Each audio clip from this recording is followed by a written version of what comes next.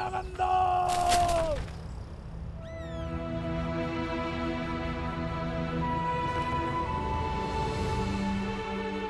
사냥을 즐겼던 왕이 있었습니다. 조선 최강의 권력자 세조였죠. 왕은 말 타고 활 쏘던 이 숲에 묻어달라는 유훈을 남깁니다. 이것이 500년 광릉숲의 시작입니다.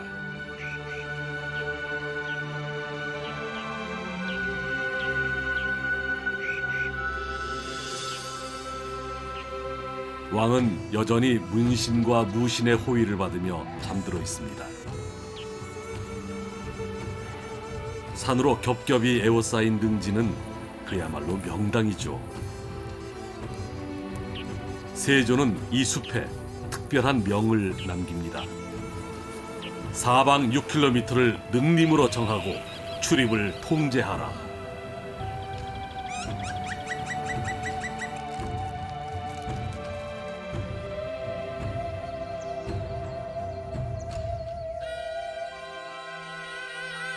봄꽃의 기지개로 왕의 숲은 깨어납니다. 국립수목원이 된 광릉숲.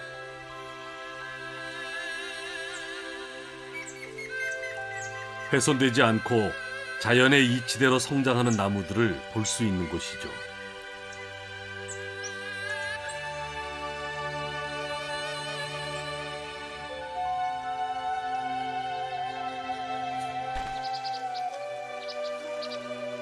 왕은 죽었지만 죽은 왕은 자신의 무덤 위에 수많은 자연의 백성들을 불러들여 살게 합니다.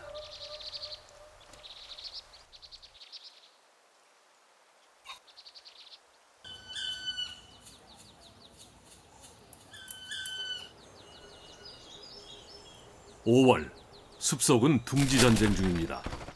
광릉숲의 귀족 까막딱따구리. 큰악새는 20년 전에 사라졌지만 까막딱따구리의 울음소리는 이 숲에서 아직 건재합니다.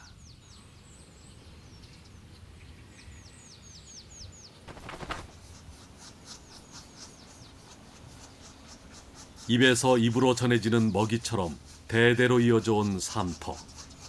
까막딱따구리는 지금 광릉숲의 얼굴입니다. 나무의 사열을 받으며 홍살문을 지나 언덕길을 오르면 숲의 주인을 만납니다. 내가 죽으면 속히 썩어야 하니 석실과 병풍석을 만들지 말라. 천하의 권세를 쥐었던 세조.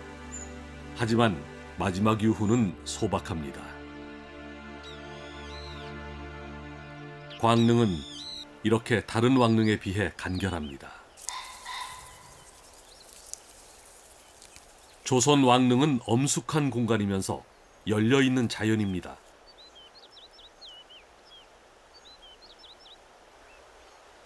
왕릉은 돌 하나도 정확히 치수를 정해 쌓았습니다.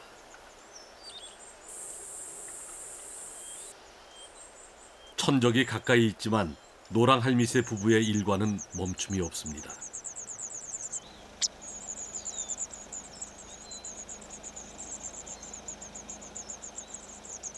새끼를 키워내는 이 둥지가 노랑할미세에겐 그 무엇과도 바꿀 수 없는 왕국이겠죠.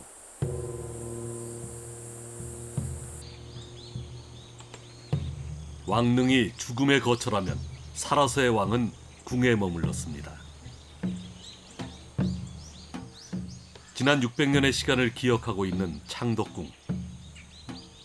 북악산 응봉자락을 끼고 있는 까닭에 언덕과 골짜기가 유독 많았지만 창덕궁은 지형을 깎아내지 않고 그 품에 안겼습니다.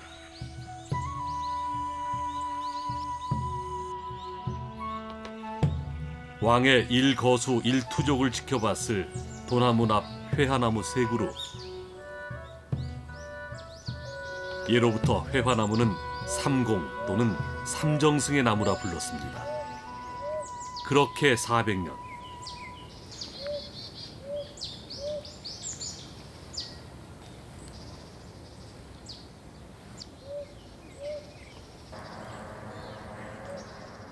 회화나무는 매년 자신의 몸 한쪽을 내줘 어김없이 찾아오는 솔부엉이의 둥지가 되주고 있습니다.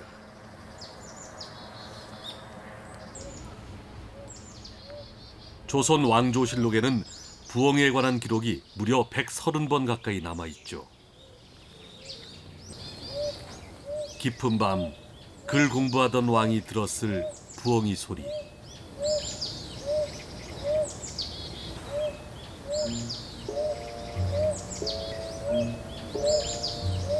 너구리 한 쌍이 익숙한 걸음으로 궁을 향합니다.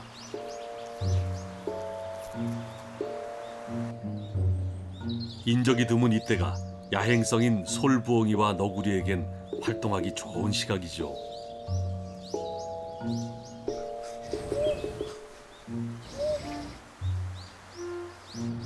솔부엉이의 경계.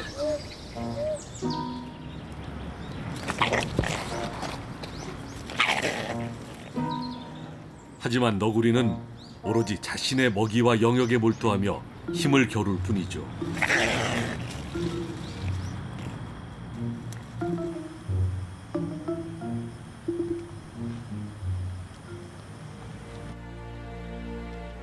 궁궐 역시 품계의 질서가 엄격했지만 권력을 두고 다툼과 갈등이 반복됐을 겁니다. 권력은 비정했고 현실은 냉혹했습니다.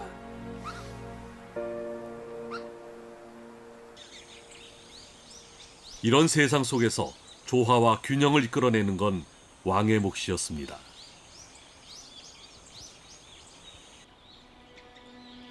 창덕궁 후원 한 켠의 작은 돈. 왕이 직접 농사를 짓는 것도 백성에게 모범을 보이는 일 중에 하나였습니다. 세조는 친히 보습을 잡고 이틀 동안 밭을 갈았다는 기록도 전합니다.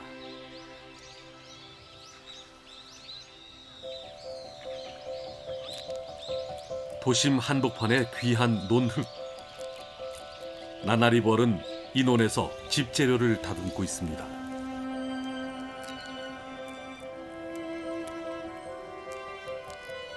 흙에 침을 버무려 경단을 만드는 솜씨는 가히 도공에 버금갑니다.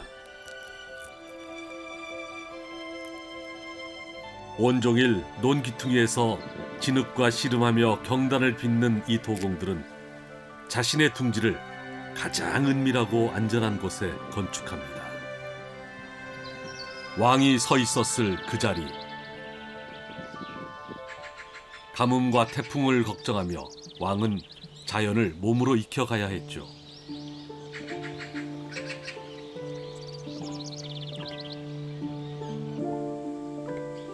(1465년) 세조는 창덕궁 후원에 범이 들어왔다는 말을 듣고 직접 가서 잡았다는 기록이 전합니다.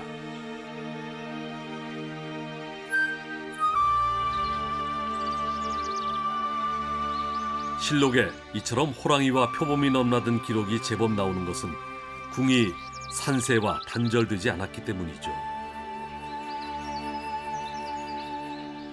세조 때 크게 확장된 창덕궁 후원은 정사에 지친 왕들의 휴식처이자 사색의 공간이었습니다.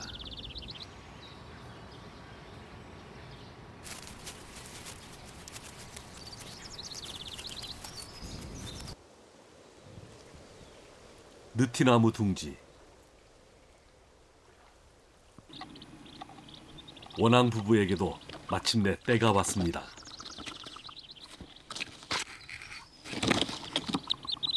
애지중지 키워낸 19마리의 새끼들이 드디어 둥지를 떠날 시간입니다.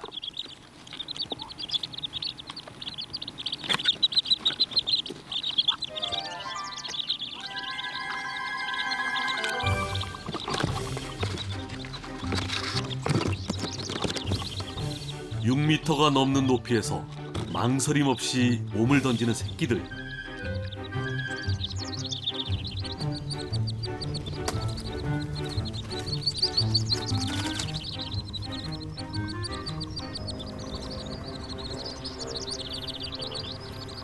그러나 무모한 이 도전보다 더 큰 위험이 도처에 도사리고 있다는 것을 새끼들은 본능적으로 깨닫습니다.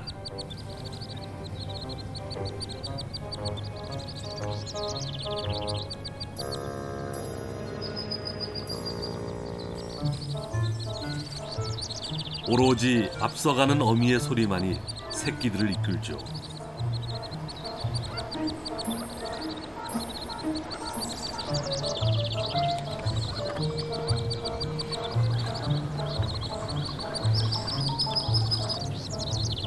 언제 잡힐지 모르는 이 순간, 새끼들에겐 산 넘고 물 건너 천리길이 따로 없습니다.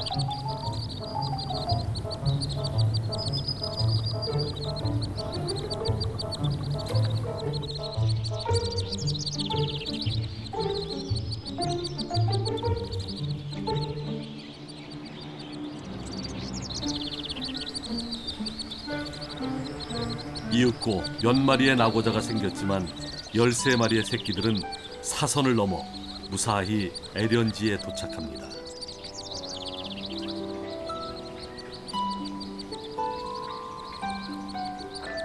어린 원앙들에게 연못은 안전한 보유곤입니다.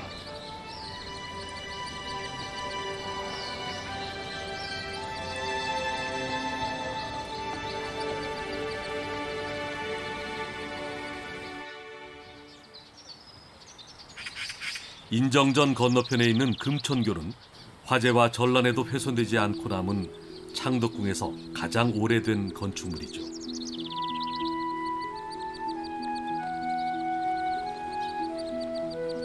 원앙 가족은 이곳 금천교 아래에 자리를 잡았습니다.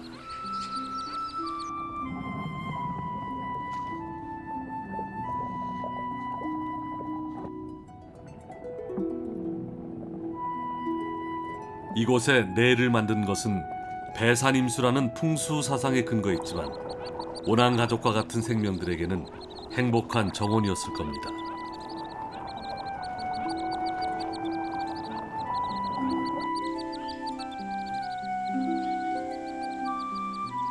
그리고 고즈넉한 날이면 왕의 거처에까지 맑은 물소리와 새소리는 들렸겠죠.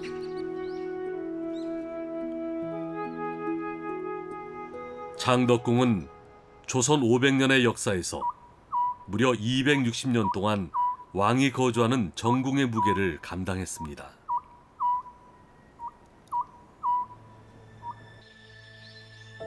왕과 왕비의 침전이었던 대조전. 대조전은 왕제를 생산한다는 뜻입니다.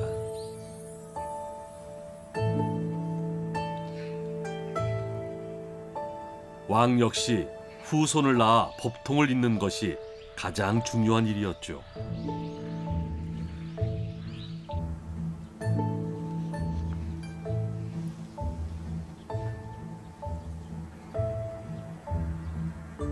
한때는 수많은 대소신료, 나인들의 걸음으로 북적였을 궁궐. 그러나 역사의 주역들이 모두 떠난 지금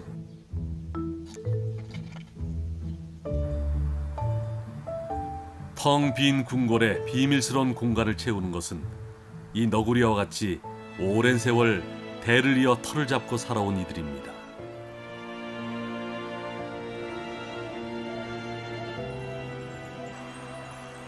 돈화문 옆 회화나무 둥지. 새끼 솔부엉이는 하루가 다르게 성장합니다.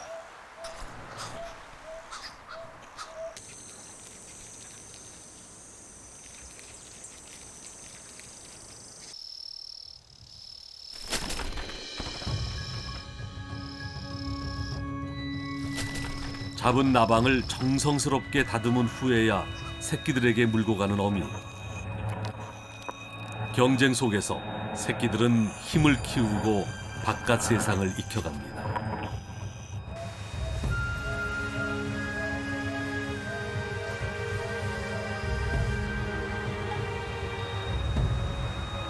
그리고 그 곁에는 두 눈 부릅뜬 채 밤을 지키는 어미가 있습니다.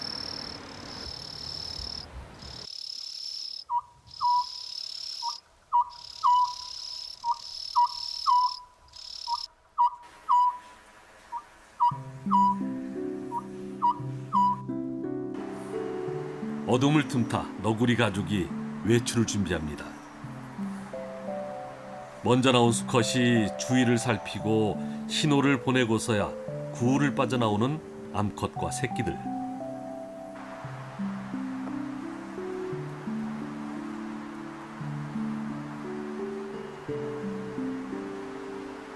야행성인 너구리는 한 번에 너댓 마리의 새끼를 낳으며 암수가 부부의 인연을 맺으면 평생 함께 생활하는 것으로 알려져 있죠.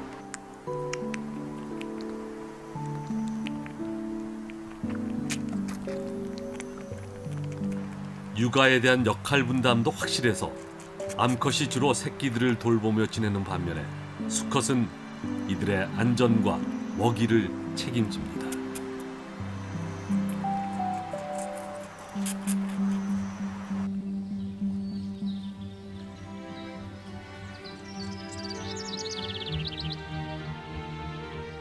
오늘은 수컷 너구리가 좀 더 멀리까지 가볼 생각인가 봅니다.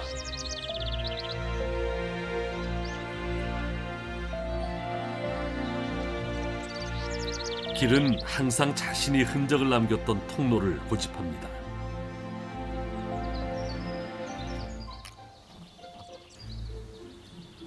이윽고 암컷과 새끼들을 불러들입니다.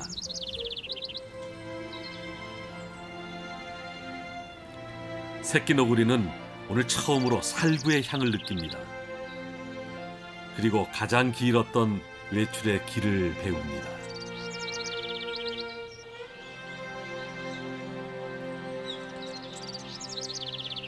후원에 있는 300년 수령의 밤나무. 그저 자란 게 아니라 일찍이 세종의 명으로 심어진 밤나무의 후손입니다.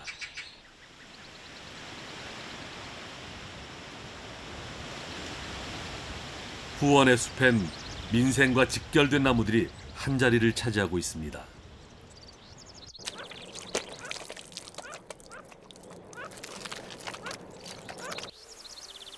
누에치기는 농사만큼 중대한 관심사였습니다.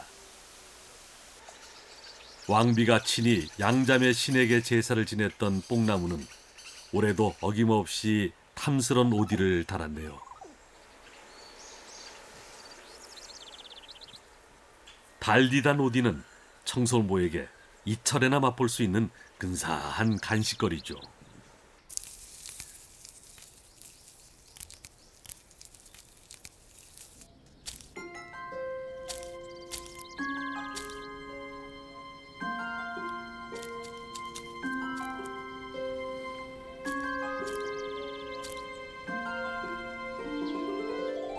한 그루의 나무는 이렇듯 때로 놀라울 만큼 크고 아름다운 기적을 만들어냅니다.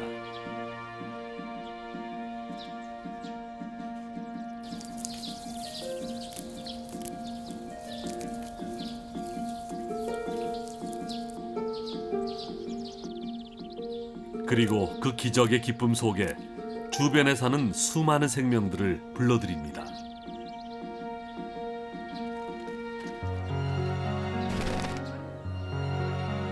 왕의 숲이었지만 결코 왕의 것만은 아니었던 창덕궁 후원.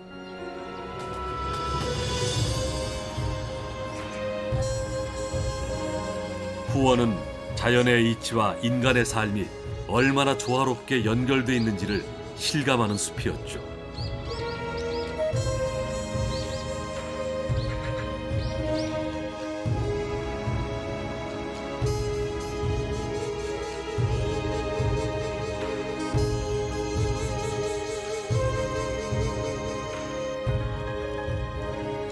달빛 아래 창덕궁이 들려주는 밤의 이야기를 엿볼 수 있는 문이 열렸습니다. 아무리 지체 높은 대신이라도 감히 숨조차 크게 내쉬지 못했을 인정전의 뜰.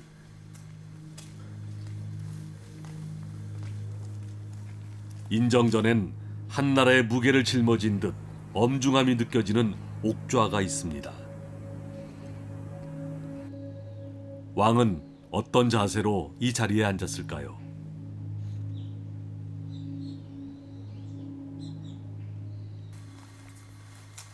만기칠남에 지친 왕이 잠시 왕관의 무게를 내려놓고 걸었을 고요한 숲.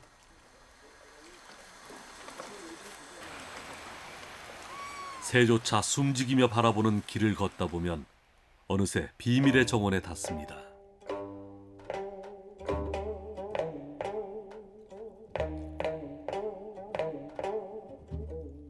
그 옛날 일반인의 출입이 금지된 채 왕을 위해 만들어진 정원.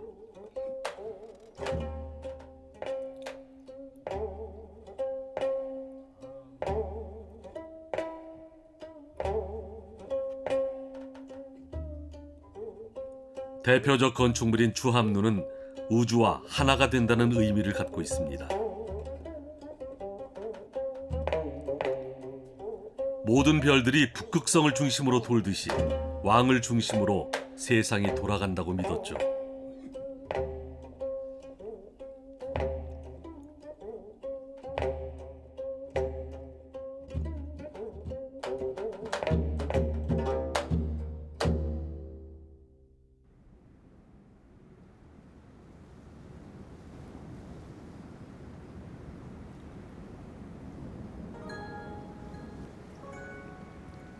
숲에 둘러싸인 조선 7대 왕 세조. 단종의 왕위를 찬탈해 왕좌에 올랐다가 52의 승하에 여기 주겹산 자락에 묻혔습니다. 이 숲에선 감히 솔방울 하나, 낙엽 하나도 채취해 갈 수 없었죠. 그리고 500년의 침묵 속에 광릉 요강꽃, 광릉 골무꽃 등 광릉이라는 이름이 붙은 희귀 식물만 10종이나 키워냈습니다.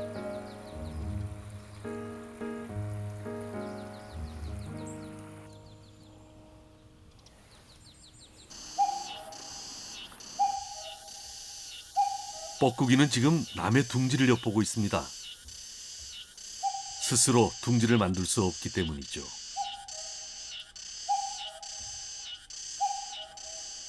하지만 여기는 칡대까치의 영역. 싸움 기질이 강한 칡대까치가 맹공을 가합니다.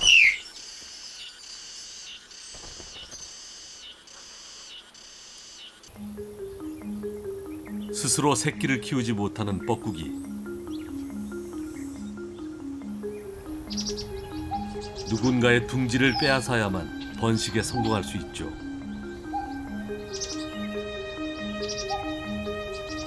뻐꾸기의 등장은 붉은 머리 오목눈이에겐 전쟁 선포나 다름이 없습니다.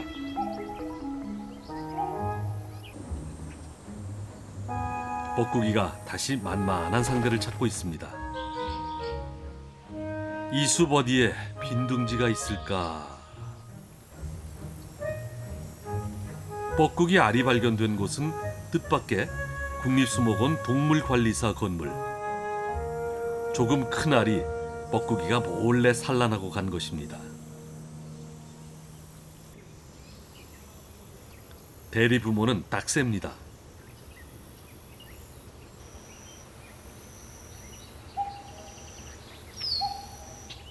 탕난 성공.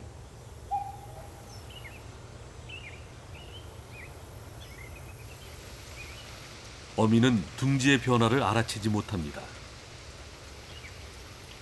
뻐꾸기 알의 크기와 모양이 어미를 속이도록 비슷하게 진화했기 때문이죠.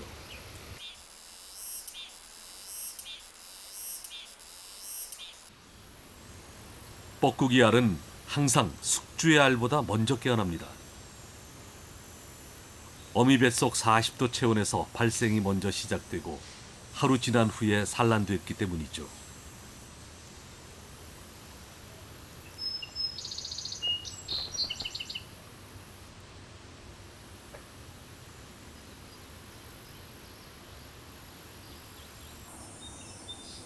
남의 새끼를 키운다는 것, 그것도 자신의 천적을 키운다는 것.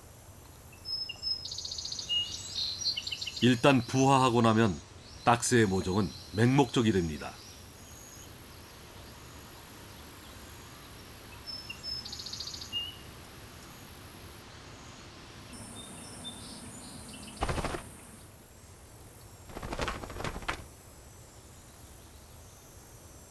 딱새 부부는 자신의 배를 굶겨가며 뻐꾸기를 키웁니다. 맹금류를 흉내낸 뻐꾸기. 사냥도 육아도 서툰 어미죠.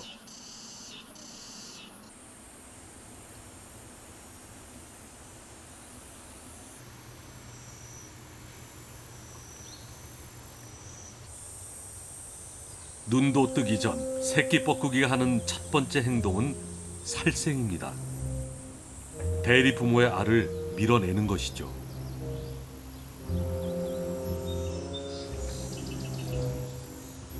어미는 수상한 행동을 방치합니다.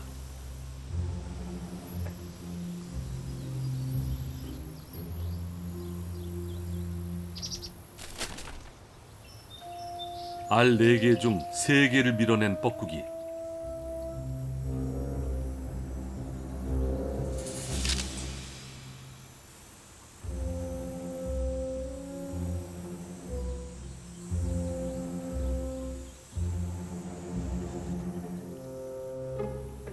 딱새 어미는 여전히 자신의 체온을 뻐꾸기와 나눕니다.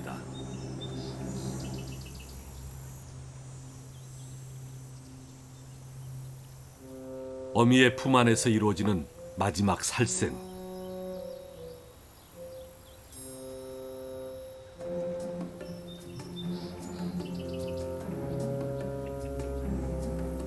둥지는 이제 뻐꾸기의 것입니다.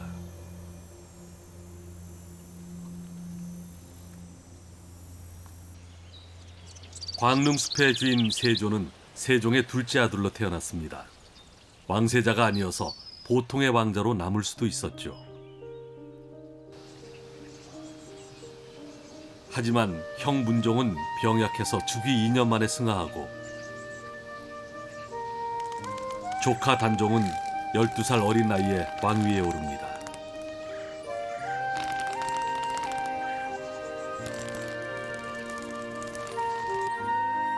신권이 강해지자 세조는 왕권 강화를 명분으로 계유정난을 일으키죠.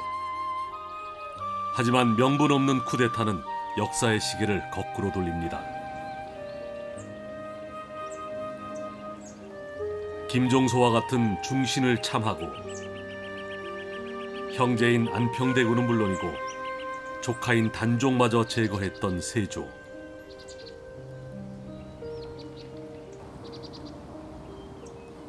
그렇게 피로 얼룩진 왕좌에서 보낸 세월이 13년이었죠.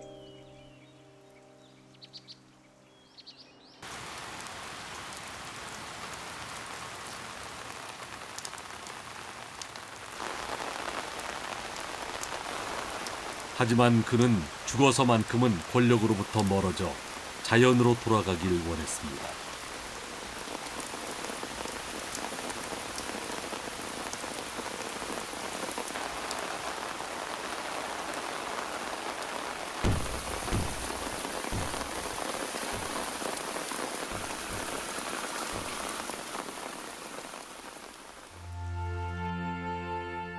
죽음 앞에서 자연과 인간은 언제나 공평하죠. 모든 삶은 죽음으로 이어지고 죽음은 또다시 수많은 생명의 밑거름이 됩니다.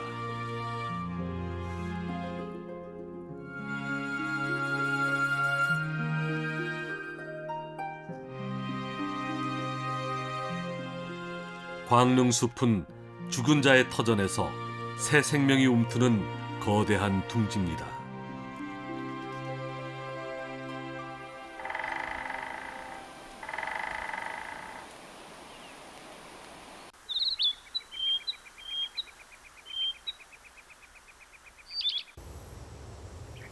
광릉숲의 뻐꾸기.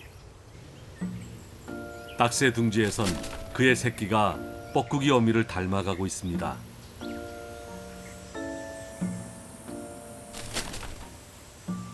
부화 열흘째, 둥지를 독차지한 만큼 성장 속도는 빠릅니다.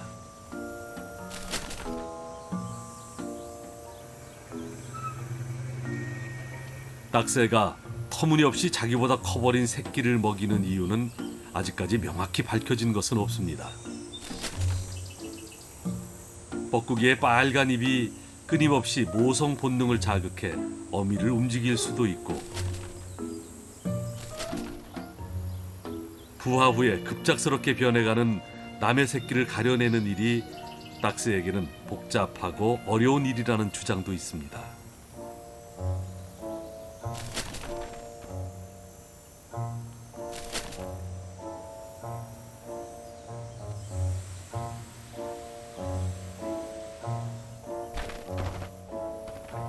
뻐꾸기가 침탈한 닥스의 둥지. 뻐꾸기는 이렇게 3주 동안 대리부모의 먹이를 받아 먹으며 성장합니다.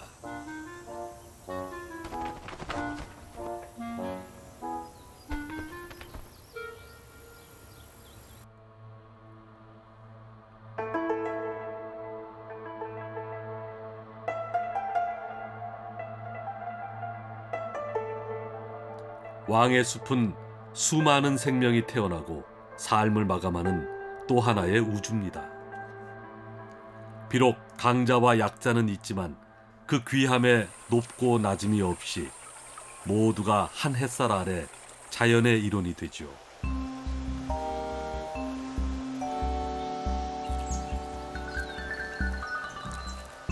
왕 오색나비 애벌레. 팽나무에서 나고 자라 이제 변신을 준비합니다. 입에서 씨를 토해내는 것은 번데기가 되기 위함이죠. 누울 자리가 정해지면 주변의 나뭇가지를 자르기 시작합니다. 움직이지 못하는 번데기 상태일 때 개미의 접근을 막기 위해서입니다.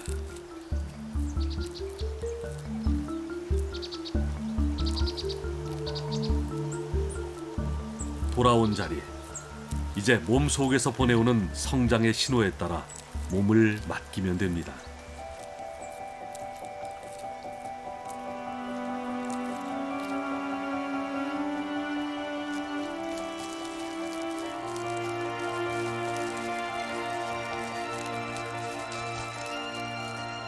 번데기의 시간은 길지만 날개 도지는 순간입니다. 화려한 인생은 늘 긴 준비 기간을 필요로 하죠.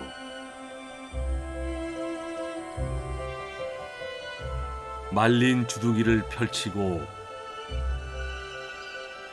오색의 빛깔이 햇빛을 받으면 왕 오색나비는 여왕이 되어 날아오릅니다.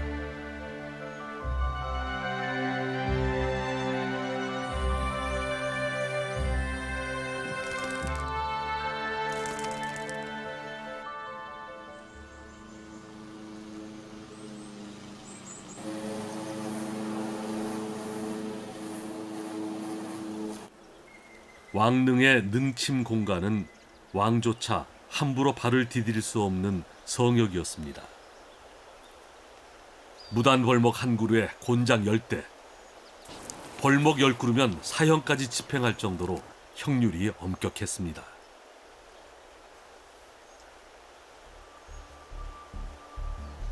봉분을 울타리처럼 둘러싼 난간석. 그 아래 뱀허물 쌍살벌이 왕국을 일궈가고 있습니다.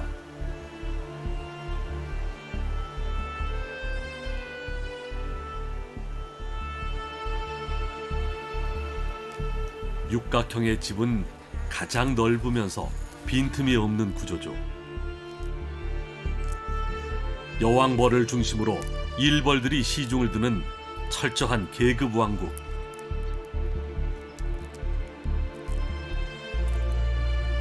그것은 오로지 후세를 잘 잇기 위한 오랜 진화의 선택이었습니다.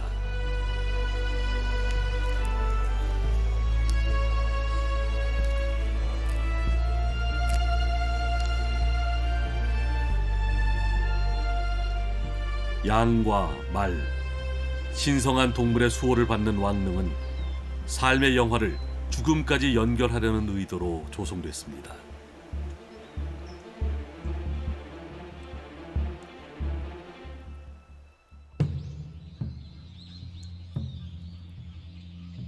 궁궐과 왕릉은 닮아 있습니다. 왕과 왕비의 침전이었던 대조전. 왕릉은 마침내 영원히 잠드는 집이었죠.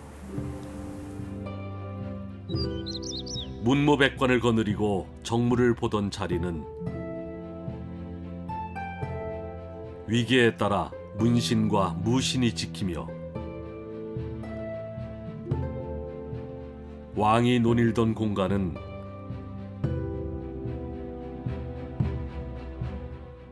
홀령이 나와 노는 혼유석으로 상징화됐습니다. 절대 권력 앞으로 나아가는 길은 쉽지 않았죠. 여러 단계 문을 거쳐야 도달하듯 왕릉도 조심스런 걸음으로 홍살문을 지나 제례의 공간에 이룰 수 있었습니다. 창덕궁 후원을 크게 넓혔던 세조. 하지만 왕에게도 삶의 영화는 무한할 수 없었죠.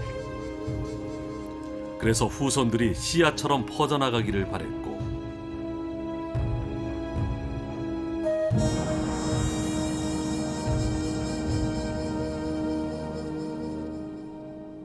그것은 태조부터 마지막 순종까지 27대 519년 조선 왕조의 시간이 흐르는 내내 궁궐에서 왕릉까지 중단 없이 이어져 왔습니다.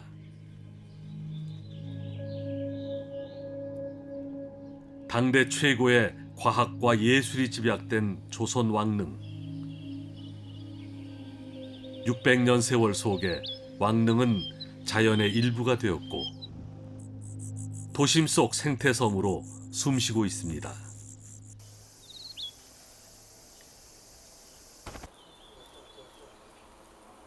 광릉 가는 길.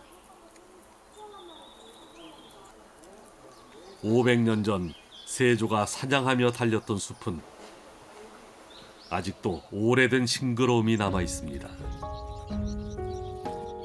세조는 어린 시절 궁이 아닌 민간에서 자랐습니다. 왕이 돼서도 말타기와 활쏘기를 즐겼고 음악과 의술에 깊은 관심을 기울였습니다. 그래서 자연이 숨쉬는 곳에 무덤을 정했는지도 모릅니다.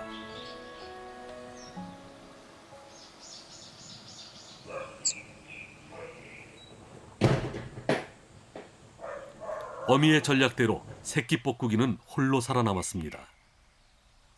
이제 둥지 생활을 끝내고 숲으로 나아갈 시간.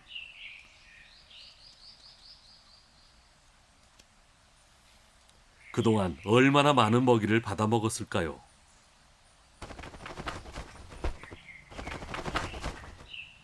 뻐꾸기의 대리 부모는 둥지를 떠나서도 정성을 다합니다. 그런데 먹이를 줄여담아 하는 것은 무슨 뜻일까요? 제 새끼 다 죽인 녀석에게 마지막 비행까지 가르쳐 보내겠다는 것인데요. 대리부모는 둥지를 떠나서도 일주일 동안 이렇게 먹이를 물어 나릅니다. 장차 이 뻐꾸기가 자신의 종족의 둥지를 찬탈할 것이라는 것을 잊은 채 말이죠. 야생의 세계에 도덕은 없습니다. 탕나는 다만 진화가 낳은 행동일 뿐이죠.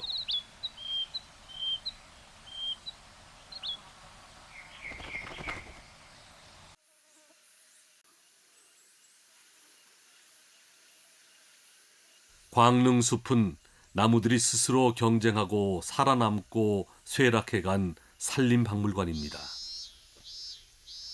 누가 햇빛을 차지하는가? 조용하고 오래된 자리싸움의 최종 승자는 신갈나무.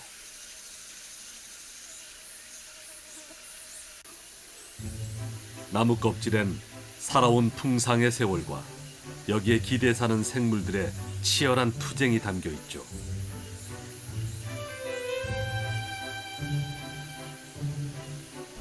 말벌은 오래된 나무의 향기를 맡고 집결 중입니다. 수액이 흐르는 곳은 권력 다툼이 빈번할 수밖에 없죠.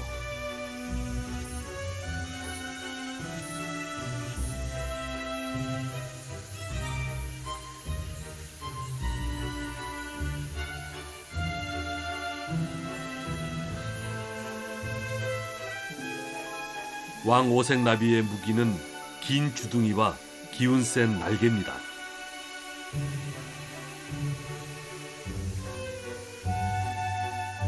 말벌의 위세에도 결코 밀리지 않죠.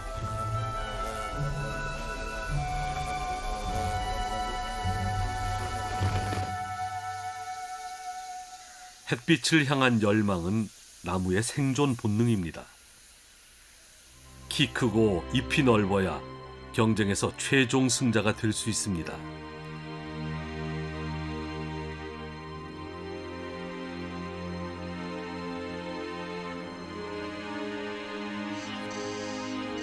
서나무 거목이 쓰러지면 하늘이 열려 밑에서 다른 나무가 자라고 놀라운 생명이 깃듭니다.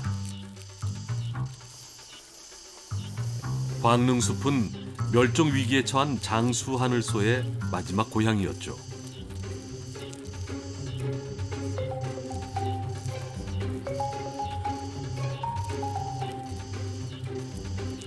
햇살 좋은 날 서나무 아래선 짝짓기 경쟁이 어느 때보다 치열합니다.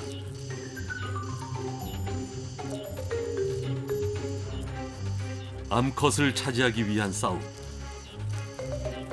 눈치 볼 것 없이 오로지 힘의 대결로 배피를 만나야 합니다.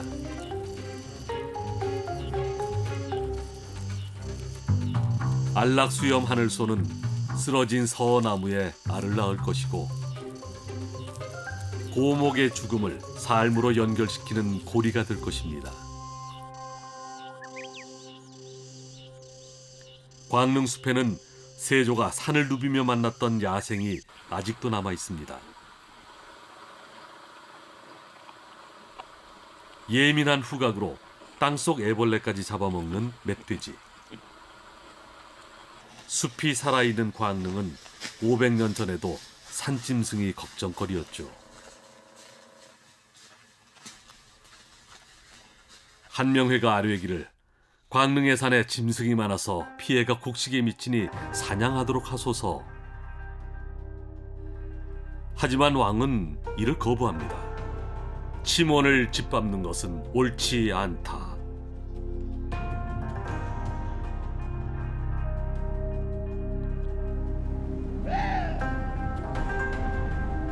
해를 끼치는 짐승이 있더라도 함부로 밟지 않았던 광릉. 세조는 말년에 지병을 얻고 치유를 위해 산천을 누비며 자연에 몸을 맡깁니다.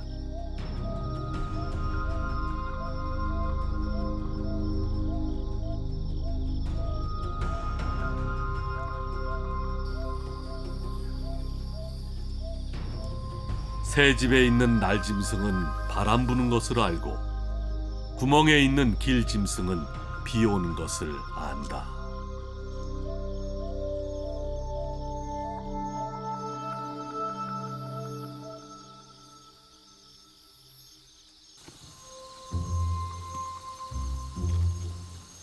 숲은 소리 없는 움직임으로 살아 있습니다. 장수풍뎅이는 나무에 꿀이 흐르는 곳을 알고 있죠. 단물이 모이는 곳에 불가피한 권력 다툼. 장수의 뿔치기로 일합을 겨룹니다. 톱사슴벌레도 물리쳐야 이 자리를 독차지할 수가 있겠죠.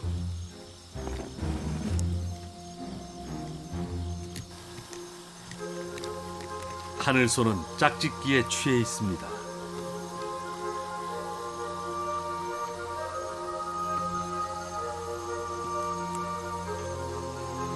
톱사슴벌레에게 밀려나지만 산란의 과업은 멈출 수 없죠.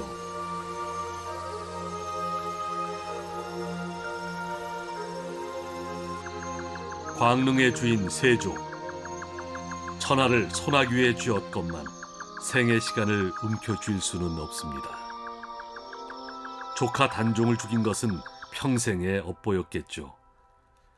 병든 왕은 불교에 귀의하고 자연의 이치에 무릎을 꿇게 됩니다. 광릉숲엔 명분보다 힘을 우선했던 왕의 참회가 담긴 건 아닐까요?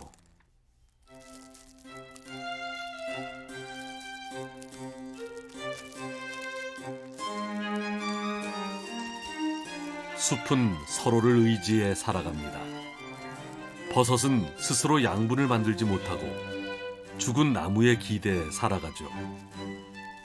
버섯을 통해 숲은 재생되고 분해됩니다.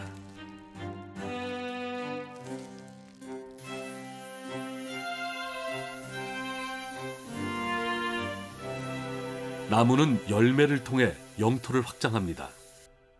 광릉숲에 내려앉는 도토리 왕국.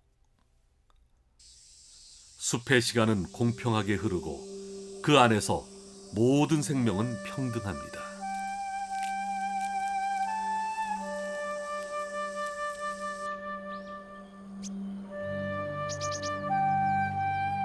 북악산에서 시작된 가을이 어느새 은봉자락을 타고 내려와 서울 복판에 거대한 단풍의 섬을 만듭니다.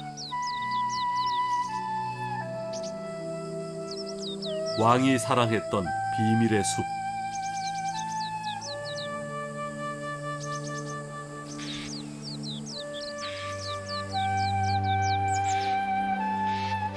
단풍으로 둘러싸인 이 정자에 앉아 왕은 어떤 생각을 하곤 했을까요? 숲에 바람처럼 흐르는 자연의 순리. 왕도 때로는 자신이 가진 모든 짐을 내려놓고 낙엽처럼 가벼워지고 싶었을지도 모릅니다.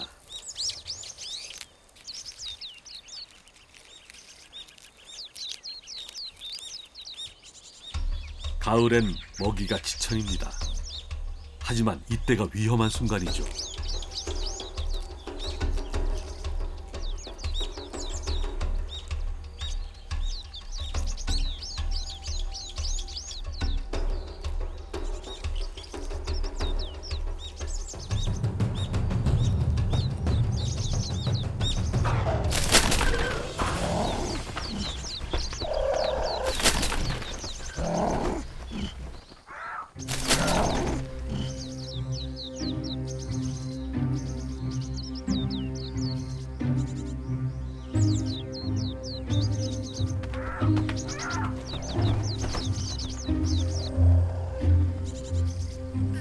포식자의 힘과 약자의 두려움. 날개를 파닥이며 아무리 안간힘을 써도 비둘기는 고양이의 소나기를 벗어나지 못합니다.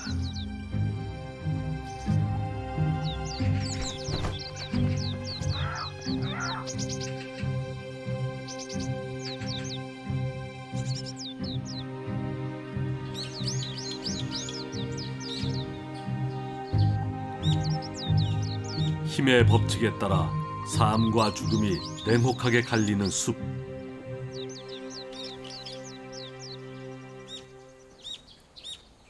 왕은 막강한 권력가였지만 자연 앞에선 왕관을 내려놓고 그 이치를 배워야 했죠. 궁에 자연을 담으려 했던 이유입니다.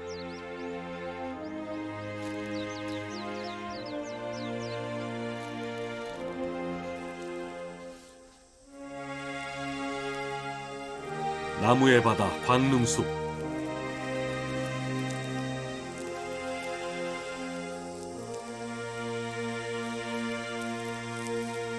그곳엔 왕조차 말에서 내려 걸어가야 했던 숲길이 있습니다.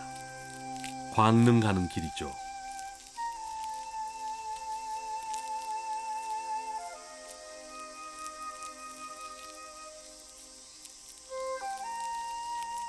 세조의 무덤 위에 내려앉는 도토리.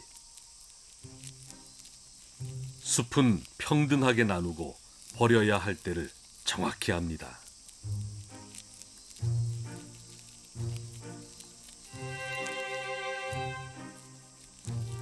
500년 전 자신의 무덤에 숲을 불러들였던 광릉의 주인. 세조가 꿈꿨던 것은 흉내낼 수 없는 이 찬란한 가을이었는지 모릅니다.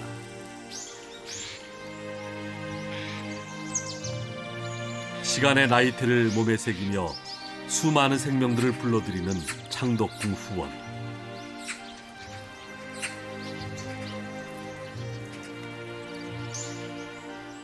한때는 왕의 길이었으나 지금은 너구리의 몫이 돼버린 길이 있습니다.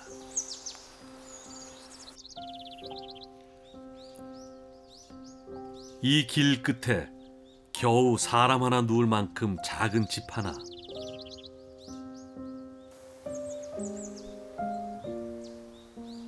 일찍이 왕을 꿈꾸는 세자는 이곳에 서생의 공부방보다 작은 독서체를 마련하고 창밖을 바라보며 왕의 길을 익혔습니다.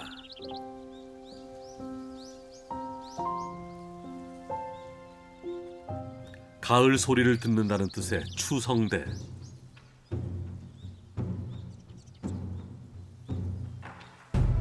소리는 만물이 삶을 잇고 있다는 의미였고, 그것은 장차 귀를 열고 백성의 소리를 들어야 한다는 가르침이었죠. 자연의 시간을 따르고 백성들에게 알리는 것도 왕의 책무였습니다.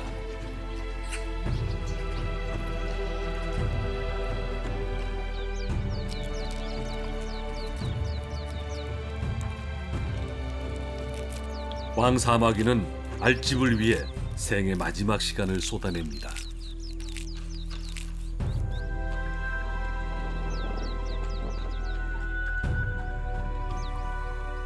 자연을 향해 열린 왕의 숲에선 어떤 생명도 사사로운 것이 없습니다.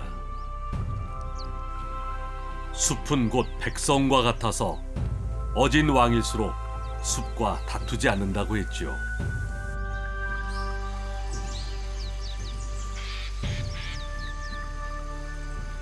그것이 창덕궁에 거처했던 왕이 숲을 사랑했던 이유입니다.